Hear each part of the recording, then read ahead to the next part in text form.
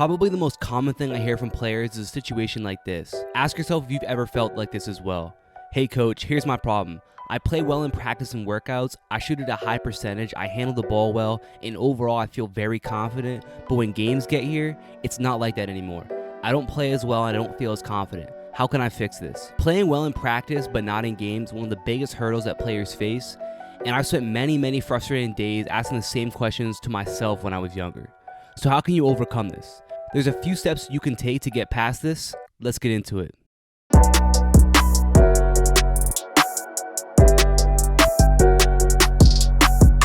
The first thing you have to realize is that games provide different challenges than practice does. First of all, if you practice a workout by yourself, you don't often experience playing against another defender. Having a real defender on you as well as 4 other defenders in the court completely changes the way you have to approach what you're doing.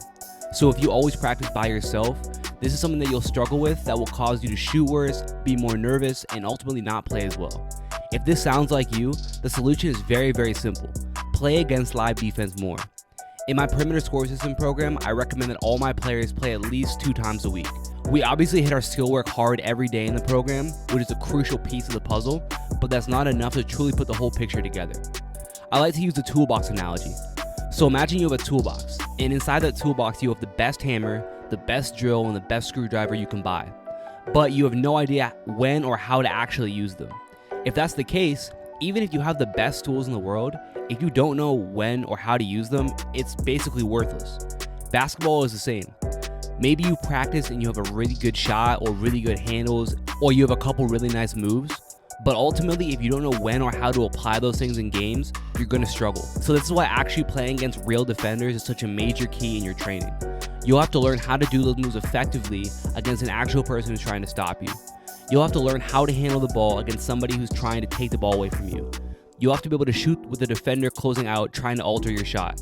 And you'll have to finish at the rim with a defender chasing you down, trying to block you. And when you start to do this often, you develop the most important trait in basketball: instincts. I believe that as important as it is to be able to hit shots and handle the ball, having great instincts on the court is as important, if not more important, than both of those things. I'm sure you've seen players who just seem to do everything right on the court. Maybe they don't even work out as much as you do, but for some reason they're always making the right decisions and the game just seems easy for them. That's instincts. Some players just have it naturally, but most gain that through playing pickup with their friends or at the park all the time. And maybe they've never even done drills before, but they know how to play the game because they've done it so much. If you lack skill, but you have instincts, you're going to find ways to be effective on the court. If you lack instincts, then you'll always struggle to consistently perform in games no matter how great your skills are. Basketball is not a cut and dry sport. There's no formula, drill, or workout I can give you that will guarantee you to be successful in every single situation. A shortcut like that does not exist. My goal is to help you through my videos, my programs, and my workouts to develop the skills necessary to do what your instincts ultimately tell you. And this is why the ultimate way to train if you want to be an effective player in games is both to work on your skills and athleticism, as well as to develop your instincts through playing as often as you can. And this can be 1-on-1, 2-on-2, 3-on-3, 4-on-4, or 5-on-5. But the important thing is that there's defense on the court. And to get even deeper into it, you can drill certain situations through your live play. So let's say, for example, you've been working on a ton of ball screens in your workouts. Maybe you get 3 of your friends or teammates to play 2-on-2 with you. And in that 2-on-2, you start every possession with a ball screen so that you get to work on that situation with defense out there. You can literally do that with any situation that you might want to work on. And this is the missing key for a lot of players who struggle in games. Another missing piece for a lot of players is not watching film. You can learn so much from watching film, and yet it's something that a lot of players don't do. Take learning a new move, for example. If you've been working on your step back, have you watched film on YouTube that shows when the step back is actually effective? On YouTube, you can find film on almost any move, and on my channel, I have breakdowns on a lot of different things as well. But if you want to feel confident about using that step back in games, you better know what situation the step back is applicable in. If you just go out and do a step back because you feel like it, chances are it's not going to work or create any separation for you. But if you do it at the right time and place, it can be a great move.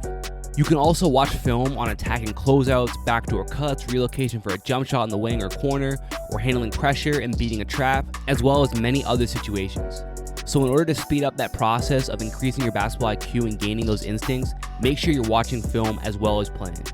Now for those of you who may do well in practice against other defenders, most likely your teammates, but then you struggle when you get to games, here's a couple other things that can help you.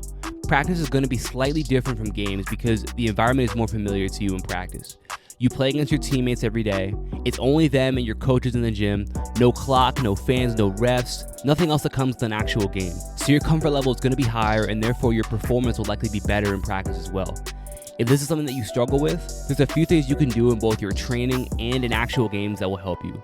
First, nothing has changed from my advice above. Play as much as you can.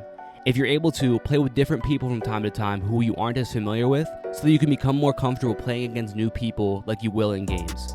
This can definitely be helpful, but really, as long as you're playing as much as you can and developing your instincts, you'll be in a position to be successful. You also have to understand that you need to mentally prepare yourself for games because it's different than practice. If you approach games the same way you approach practice, your in-game results will be worse than your practice results. Before games, I highly recommend visualization. Visualization is simply picturing yourself on the court doing the things that you want to do in that game. The brain is a very special thing, and it can't tell the difference between what you visualize and what you actually do in real life. So visualization is something that can be very, very helpful. When you visualize, you want to picture yourself making plays on the court. But when you do this, you want to visualize it from your point of view in the first person. You should be able to feel the ball in your hands and feel the shoes on your feet. I might visualize myself coming off of a screen and hitting a shot on the wing, or maybe I visualize myself handling pressure up the court, or maybe I make a really nice move against my defender.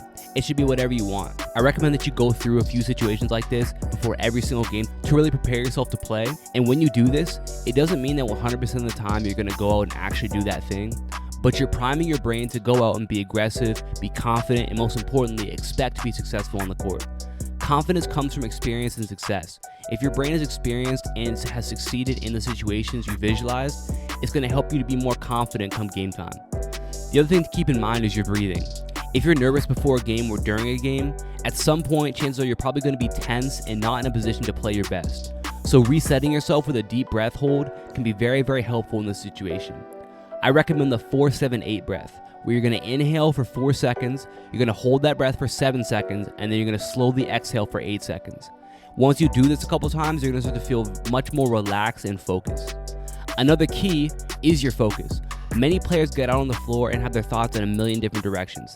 They want to score 20 points, but they don't want to turn the ball over. They want to run the play right. They want to make sure their coach isn't mad. And chances are there's 5 other things going through their mind as well. This is the complete wrong way to approach the game.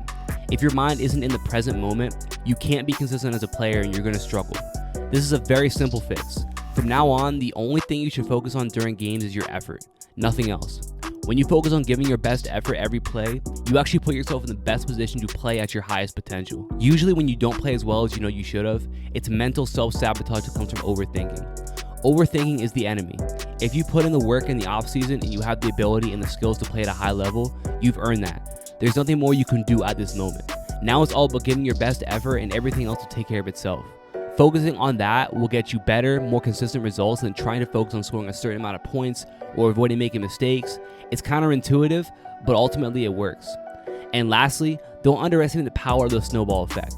Sometimes just getting one thing to go right can get you out of your own head and can cause you to start playing with more confidence. For example, if you struggle to score, but then you get fouled and make both free throws, that can push you to keep being aggressive and attacking the basket. And that ultimately can completely change the trajectory of the game that you're playing. Hitting one three-pointer will oftentimes elevate you on both ends of the floor and give you confidence to score more on the offensive end. So if you find that you're struggling to get going in a game, focus on making one play, offensive or defensive, and then watch the snowball effect start to happen. If you guys enjoyed this video, make sure you click the top link in my description to get my free Elite Perimeter Scorer workout, where you're going to hit a bunch of skills that you're going to need if you want to be an effective player in the perimeter. I'll send it to you for free. Go ahead and click that link. If you guys enjoyed the video, make sure you drop a like and subscribe, and leave a comment for me as well. Let me know what you think. Talk to you guys soon. Peace.